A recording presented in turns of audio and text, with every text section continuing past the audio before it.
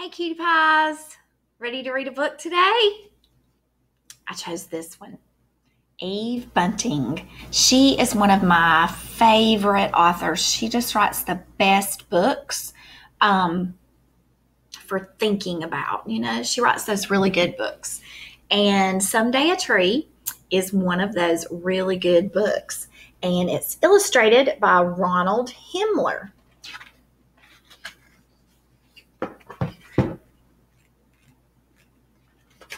Sometimes these pages don't want to come apart. Every afternoon when the weather's nice, Mom and I and our sheepdog, Cinco, walk across Far Meadow and sit under our oak tree. Dad says the tree may have been here when Columbus came to America. That's a long time. Mom and I bring lemonade or pockets full of our small tart apples, and I gather acorns for my collection. Always we bring biscuits for Cinco and a book for us. Have you ever sat under a tree and read a book? It's an awesome thing to do. Once upon a time, in a land far away, Mom begins. Cinco lays his head on his paws and listens too. Or Mom and I tell stories. Tell how just before I was born, you and Dad stopped here one day to picnic under the tree, and you saw that the land and the house were for sale. I stopped for breath. And we were tired of living in the city, and we bought them, Mom finishes. Tell how I was christened under the tree, I say. Tell how a bird, did you know what on the Reverend's head? And Mrs. McInerney wore a hat with real flowers on it. And the bees came. We roll on the grass laughing, and Cinco rolls and laughs too.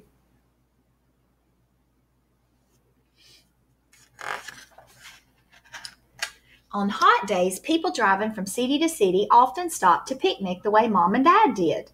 We don't mind. Dad says the tree isn't ours anyway because no one can own a tree. The people spread their blankets and pretend not to be listening to our stories, but sometimes we see them smile. Well, I don't know. I think that would be kind of weird to have people stop and under my tree in my yard. What do you think? Today, I am doing my favorite thing. I'm lying under our tree, staring up through the leaves. Mom and Cinco are asleep beside me. The clouds change like smoke, and the leaves whisper to them as they pass. I think I hear them whisper my name, too. Alice, Alice. Above my head, a spider sways. Somewhere an owl lives, hidden. Sometimes when the dusk thickens, we hear him call and see his pale shadow. I turn on my stomach and bury my face in the grass. Why does it smell so funny? I sniff.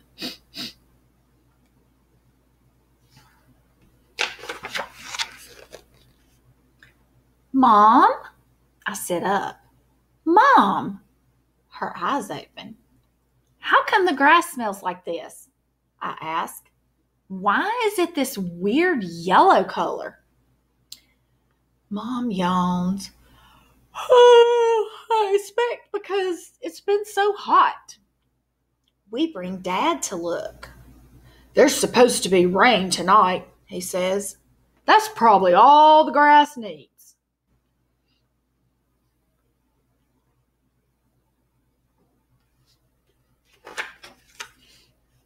But the rain doesn't help. Every day, that yellow stain spreads. The grass around the tree is withering. We peer up into the leaves. They are dry and dull and drift down on our upturned faces. It's only spring, but the leaves are fallen. Mom puts her hand on the trunk as though checking for a fever. Dad kicks at the stiff grass.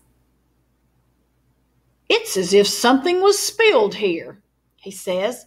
I think we need to call a tree doctor. When the tree doctor comes, She crumples one of the fallen leaves and scoops a sample of dirt from around the trunk. Is the tree very sick? I whisper. She touches my cheek. I need to run some tests before I'll know for sure. Keep thinking good thoughts, honey.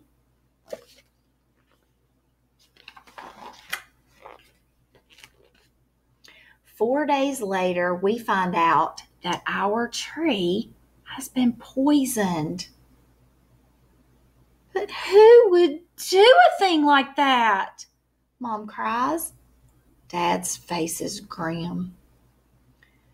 Maybe someone dumped chemicals they weren't supposed to dump.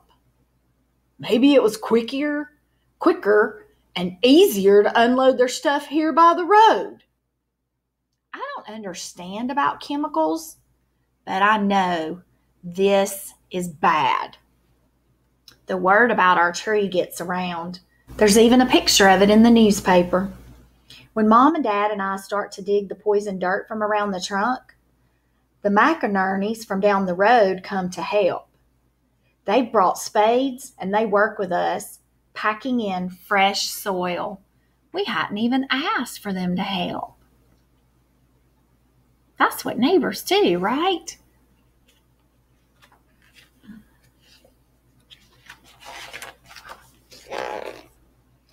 The fire department sends tanker trucks to spray water on the faded leaves. By now, the top branches are bare, and Dad and Mr. McInerney and Mr. Rodriguez climb up and wrap them in sacking to save them from the sun.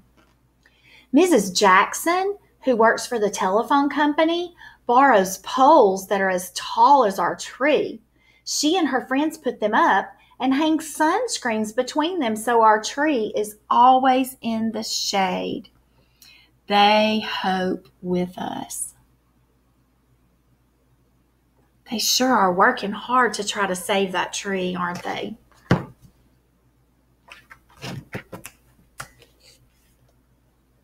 But the leaves keep falling. Rain has helped to soak the poison in, the tree doctor says.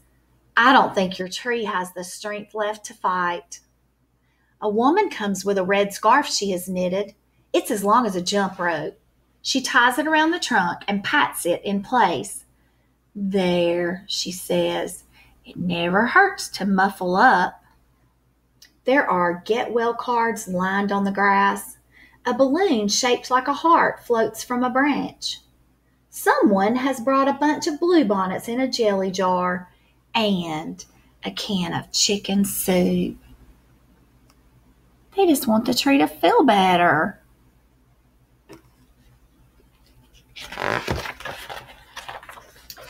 But still, the leaves fall.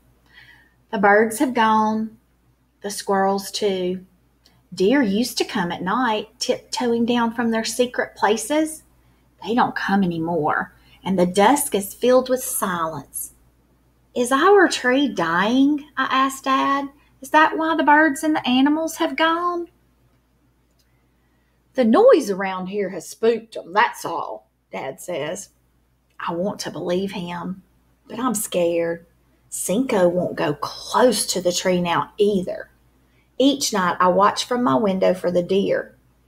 If the deer come back, but they don't. That's so sad, isn't it?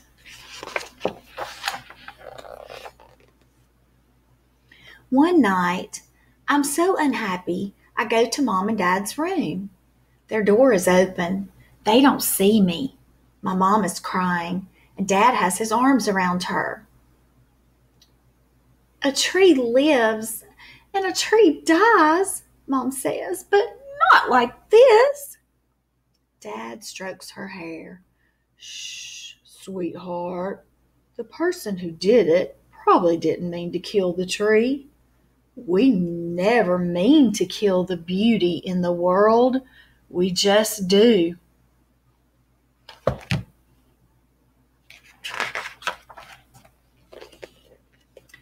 I slip away to lie on my bed. My chest hurts so bad. I thought our tree would always be here, like the sky, like the fields, like my mom and dad. I was wrong. Moonlight whitens my room, and I see the big jar of acorns on my dresser. My collection. Some are old, but the ones on top I gathered just a little while ago when the tree was well.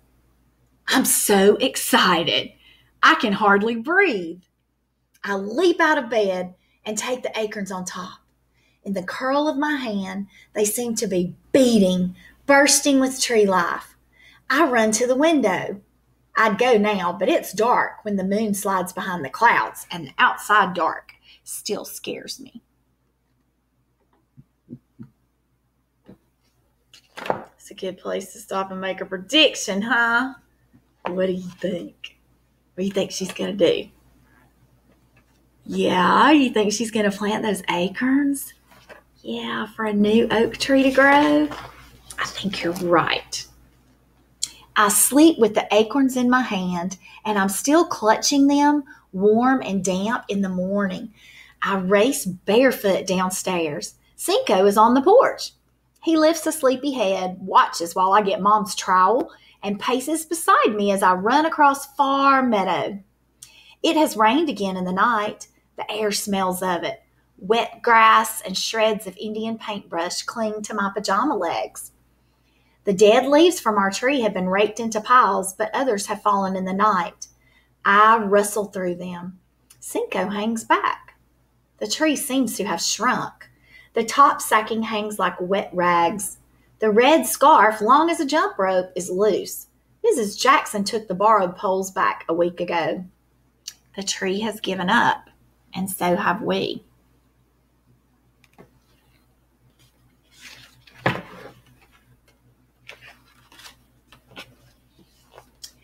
I hold the acorns toward it on the flat of my hand.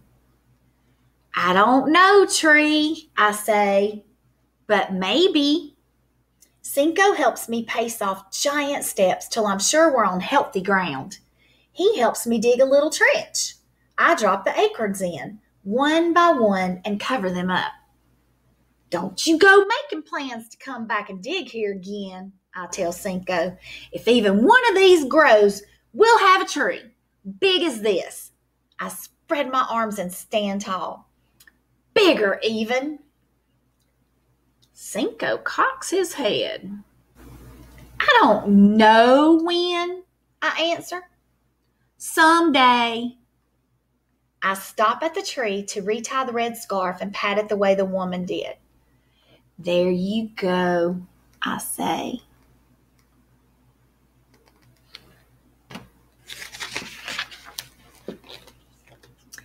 It's strange. There are hardly any leaves left on the tree, but as Cinco and I are running back to the house, I think I hear a rustle behind us. I think I hear a whisper. Alice, Alice. I love that book, and I think it teaches a very important lesson. We have to take care of our earth and the things around us. And I think it was such a wise idea that when one tree was dying, she had the amazing idea to plant another tree. Kind of reminds me of Earth Day, and in the spring, we're in the spring now, and in Earth Day, lots of people plant trees and flowers and clean up all the litter in their neighborhoods and things like that. And those things are very important for us to do, guys. I hope you enjoyed the book. Miss Wainwright will be posting it in our classroom page, and I'll add in the quiz number so you can take the test on it if you want to. Talk to you guys later. Hope you have a fabulous day.